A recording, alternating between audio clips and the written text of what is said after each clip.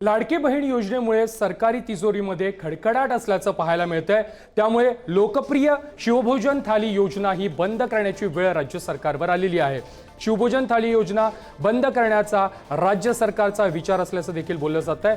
मंत्रिमंडळ बैठकीमध्ये योजनेचा आढावा घेतल्यानंतर ही योजना बंद करण्यासंदर्भात सूचना निघणार असल्याचं देखील बोललं जात आहे।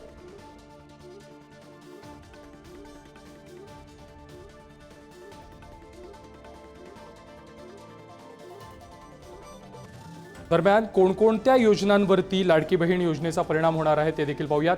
लाडकी बहीण योजनेसाठी 46,000 कोटींचा खर्च हा राज्य सरकारने केलेला आहे।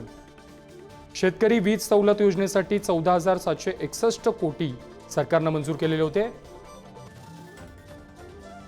मोफत तीर्थक्षेत्र योजनेसाठी 400 कोटी सरकारने दिलेले होते।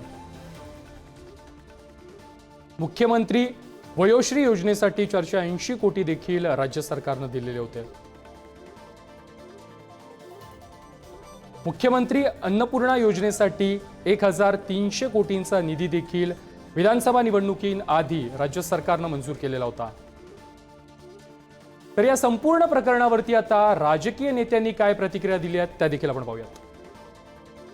स्कीम लाडक्या बहिणीसाठी नोटीस सत्तेत यासाठी होती आणि मग सत्तेत येण्यासाठी त्यांनी 1 ते 2 महिन्यात 1 करोड लाडक्या बहिणीची कुठल्याही विचार चौकशी त्याची कोणी चाचपणी न करता पैसे जाहीर देऊन दिले।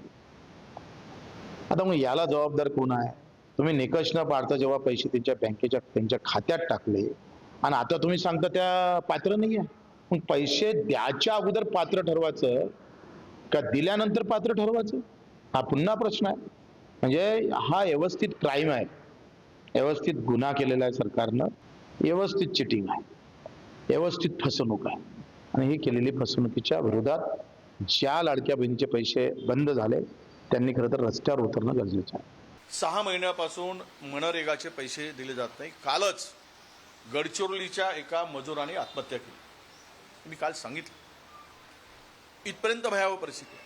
4 महिन्यापासून संजय गांधी निराधार योजनेचे पैसे मिळत नाही। किती लोकांचे सांगायचे? अंगणवाडी सेविकांचे पैसे मिळत नाही।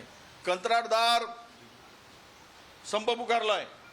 प्रत्येक विभागाचे देयके देणं बाकी आहे।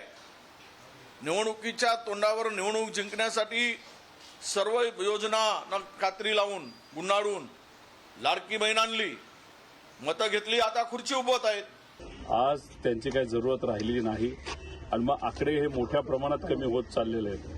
कदाचित पुढच्या 2-3 वर्षामध्ये आपल्या सगळ्यांना जाणवेल की जेवढ्या महिलांना मदत ही सरकारने इलेक्शन पूर्वी दिली होती आणि मदत देत असताना 1 महिन्याचं सोडावं, इलेक्शन बघून 2-2, 3-3 महिन्याचे एकसाथ पैसे त्यांनी दिले आणि आता मात्र पैसे देण्याच्या बाबतीत ते दुजाभाव कुठेतरी करतायत। याच्यावरून एकच जाणवतं की सरकारमध्ये असणारे सर्व नेत्यांनी फक्त सत्तेत येण्यासाठी लाडक्या बहिणीच्या मताचा वापर केला असं आपल्याला म्हणावं लागेल।